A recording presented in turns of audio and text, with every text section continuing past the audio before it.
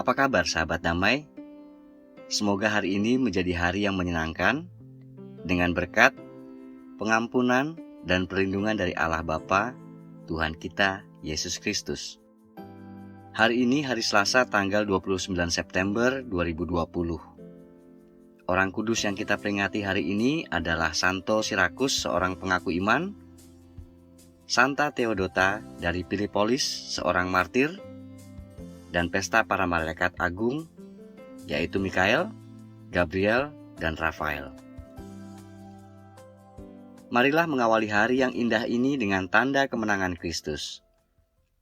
Demi nama Bapa dan Putra dan Roh Kudus. Amin. Bacaan pertama diambil dari kitab Daniel, bab 7, ayat 9 sampai dengan 10, kemudian dilanjutkan pada ayat 13 sampai dengan 14. Sementara aku terus melihat, tahta-tahta diletakkan, lalu duduklah yang lanjut usianya, pakaiannya putih seperti salju dan rambutnya bersih seperti bulu domba. Kursinya dari nyala api dengan roda-rodanya dari api yang berkobar-kobar. Suatu sungai api timbul dan mengalir di hadapannya. 1000 kali, beribu-ribu melayani dia. Dan selaksa kali, berlaksa-laksa berdiri di hadapannya. Lalu duduklah majelis pengadilan, dan dibukalah kitab-kitab. Aku terus melihat dalam penglihatan malam itu, tampak datang dengan awan-awan dari langit seperti seorang anak manusia. Datanglah ia kepada yang lanjut usianya itu, dan ia dibawa ke hadapannya. Lalu diberikan kepadanya kekuasaan dan kemuliaan dan kekuasaan sebagai raja. Maka orang-orang dari segala bangsa, suku bangsa dan bahasa mengabdi kepadanya. Kekuasaannya ialah kekuasaan yang kekal, yang tidak akan lenyap, dan kerajaannya ialah kerajaan yang tidak akan musnah. Demikianlah sabda Tuhan. Syukur kepada Allah. Marilah kita mendengarkan Mazmur pujian hari ini dari kitab Mazmur 138.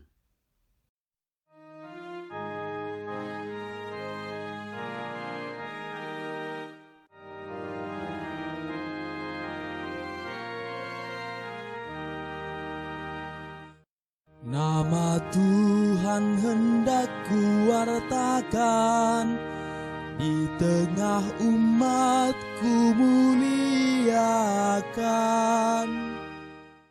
Aku hendak bersyukur kepadamu dengan segenap hati. Di hadapan para dewata aku akan bermazmur bagimu. Aku hendak bersujud ke arah bait-Mu yang kudus dan memuji nama-Mu. Nama Tuhan hendak kuwartakan, di tengah umatku muliakan. Aku hendak memuji nama-Mu karena kasih-Mu dan oleh karena setia-Mu. Sebab Kau buat nama dan janji-Mu melebihi segala sesuatu. Pada hari aku berseru, Engkau pun menjawab aku. Engkau menambahkan kekuatan dalam jiwaku. Nama Tuhan hendak kuwartakan, di tengah umatku muliakan. Bacaan Injil hari ini diambil dari Injil Yohanes, bab 1, ayat 47 sampai dengan 51. Kata Filipus kepadanya, "Mari dan lihatlah." Yesus melihat Natanael datang kepadanya, lalu berkata tentang dia, Lihat, inilah seorang Israel sejati. Tidak ada kepalsuan di dalamnya. Kata Nathanael kepadanya, "Bagaimana engkau mengenal aku?" Jawab Yesus kepadanya, "Sebelum Filipus memanggil engkau, aku telah melihat engkau di bawah pohon ara." Kata Nathanael kepadanya, "Rabi, engkau anak Allah, engkau raja orang Israel." Yesus menjawab katanya, "Karena aku berkata kepadamu, aku melihat engkau di bawah pohon ara, maka engkau percaya. Engkau akan melihat hal-hal yang lebih besar daripada itu." Lalu kata Yesus kepadanya, "Aku berkata kepadamu, sesungguhnya engkau akan melihat langit terbuka dan malaikat-malaikat Allah turun naik kepada Anak Manusia." Demikianlah Injil Tuhan. Terpujilah Kristus. Hei sahabat damai, apa kabar? Hari ini, karena hari spesial, saya diminta membuat renungan untuk siswa SMA Santo Leo Jababeka. Saya memilih memanggil sahabat damai menjadi sebutan Camel saja ya. Loh, apa sih Camel? Apakah Camel bahasa Indonesianya unta? Atau merek rokok? Oh, nama artis ya? Lula Camel? Bukan. Camel ini adalah singkatan dari Katolik Milenial. Wah, keren ya. Menurut berbagai sumber di internet, kaum milenial itu memiliki ciri-ciri sebagai berikut.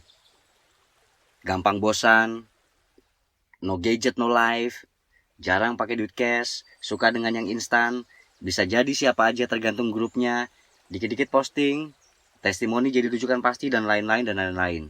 Loh, kok semuanya negatif ya? Oh, enggak dong bro, enggak. Milenial itu juga punya banyak kelebihan. First, jago multitasking. Second, gercep atau gerak cepat. Third, inovatif. Semua bisa dijadiin bisnis. Dan masih banyak lagi kelebihannya. Saya hanya ingin mengambil satu poin pertama dari ciri-ciri generasi milenial, yaitu gampang bosan. Ya, kita akui bersama bahwa produk baru setiap hari membanjiri pasar online. Update terbaru atau tipe terbaru dari merek yang sama terasa lebih lengkap dan wajib dimiliki rasanya. Tanpa disadari, kita sudah dipengaruhi oleh strategi dagang para penjual produk. Ternyata, sensasi produk baru atau update terbaru tadi telah merubah karakter kita untuk tidak pernah puas, dan secara psikologis merubah pola hidup kita mengejar dan mendapatkan yang lebih baik. Kemudian apa hubungannya dengan agama Katolik? Sekarang, banyak orang berpikir agama itu old fashion, jadul, sesuatu yang sulit dibuktikan dan lain-lain. Dan fungsi agama hanya menjadi sebuah status. Sampai puncaknya, suatu hari kita bosan dengan keyakinan yang kita sekarang miliki dan memilih meyakini sesuatu yang baru. Waduh, gawat. Padahal, agama adalah dasar dari cara hidup seorang manusia yang membedakan kita dengan makhluk lainnya di bumi ini. Suatu ketika saya pernah berpikir, begini, kenapa saya harus mengaku beragama Katolik? Apakah karena saya dilahirkan di keluarga Katolik, sehingga orang tua saya melabeli saya Katolik? Kemudian saya dibaptis, bahkan tanpa persetujuan saya, karena saat itu saya masih bayi, dan belum bisa ditanya, mau atau tidaknya. Lalu, saya dipaksa diajak ke gereja, sejak kecil. Dan tentu saya akan dimarahi kalau saya menolaknya. Bisa-bisa dicap anak setan oleh orang tua saya. Lalu saya disekolahkan di sekolah Katolik, yang guru-gurunya mengajar dengan gaya dan prinsip-prinsip iman Katolik, sehingga membuat saya semakin harus menjadi Katolik. Bahkan saat saya dewasa, saya harus mencari pacar orang Katolik. Kalau tidak, gak akan disetujui oleh orang tua saya. Jadi terkesan Katolik saya terpaksa ya. Semuanya berawal karena kebetulan saya lahir di keluarga Katolik. Bro and sis, sahabat damai. Bagi Tuhan, tidak ada satupun yang kebetulan. Semua telah dirancang dan diciptakan sesuai rencananya. Kita dipilih karena kita memang mampu menjadi Katolik. Kita memiliki peluang yang hebat karena diberi kepercayaan mengemban karya Bapa. Apa itu karya Bapa? Karya keselamatan dalam wujud Roh Kudus. Karya keselamatan apa sih yang sudah saya terima? Dan apa yang bisa saya lakukan dengan karya keselamatan itu? Secara saya masih muda dan masih belum bisa berbuat banyak. Mulailah dari hal kecil yang bisa kita lakukan. Misalnya, berdoa tiap pagi, membaca kitab suci, berkata baik, berpikiran positif, berucap yang benar, sampai berperilaku yang mencerminkan pengikut Yesus. Dan hal yang besar yaitu membagikan karya Kristus kepada semua orang. Namun sayangnya, dengan waktu yang begitu banyak kita miliki, yaitu 24 jam sehari, atau jika dikonversi menjadi 1440 menit, atau dikonversi ke satuan yang lebih kecil, yaitu 86.400 detik. Sudah berapa detik kita memberikan waktu bagi Roh Kudus bekerja dan berkomunikasi dengan Bapa? Jangankan berdoa, membuat tanda salib sebelum makan burger di McDonald's saja kita malu untuk melakukannya. Jangankan membaca kitab suci, bahkan singkatan BKSN saja kita banyak yang nggak tahu. Jangankan berpikiran positif, godaan film Kakek Sugiono lebih asik kayaknya ya. Jangankan berucap layaknya seorang Katolik, kan lebih asik ngucapin jir daripada haleluya. Jangankan berperilaku seperti anak Tuhan, jadi bucin kayaknya lebih berasa ya. Jangankan karya besar, yaitu membagikan karya keselamatan. Enakan habisin waktu buat mabar PUBG. Itu semua, apakah sudah bisa menjawab pertanyaan? Apa yang bisa saya lakukan dengan karya keselamatan yang saya miliki? Pantaskah saya masih disebut Katolik? Pantaskah saya menyebut nama Bapa, Tuhan Yesus dan Bunda Maria hanya saat saya perlu, saat saya menghadapi kesulitan dan tekanan hidup? Pantaskah saya menyandang nama Santo dan Santa pelindung saya di kolom nama akte kelahiran saya?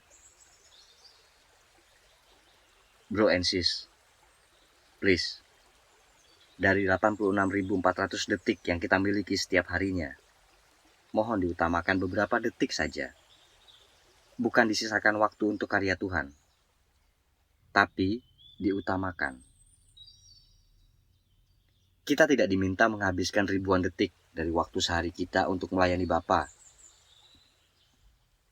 Itu tugas bagi mereka yang terpanggil menjadi biarawan dan rohaniwan. Kita hanya diminta membawa namanya, mencerminkan kuasanya dalam tiap aktivitas kita. Karena kita dipilih membagikan rahmat-Nya kepada semua orang. Kita diutus untuk menjadi Katolik sejati di zaman milenial ini. Jangan merusak iman Katolikmu, apalagi merusak Roh Kudusmu. Berikan kesempatan bagi Allah membentuk kita menjadi pribadi yang lebih berarti, pribadi berguna, pribadi berkelas, pribadi yang penuh kasih, pribadi ciri khas orang Katolik. Biarkan zaman berubah, tapi jangan biarkan keyakinanmu akan kuasa Allah ikut berubah. Bawalah setiap kuasanya dalam aktivitasmu setiap hari. Dan tunjukkanlah pada semua orang bahwa kalian adalah generasi Katolik milenial, generasi Camel. Marilah kita berdoa. Ya Allah Bapa, melalui kuasa-Mu, dahulu Kau telah mengutus Putramu Yesus Kristus ke dunia. Kemudian Kau utus Roh Kudus-Mu dalam kehidupan kami hingga sekarang. Engkau telah memilih kami untuk menjadi anak-anak-Mu. Maka izinkanlah kami memanggil Engkau, Bapa.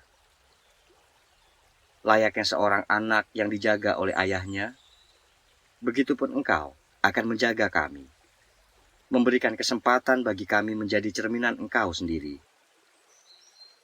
Izinkanlah kami mempergunakan talenta yang kami miliki, yang telah Engkau berikan, sebagai jalan hidup menuju kebahagiaan dan bekal perutusan seluruh karya kami di dunia. Amin. Demi nama Bapa dan Putra dan Roh Kudus. Amin.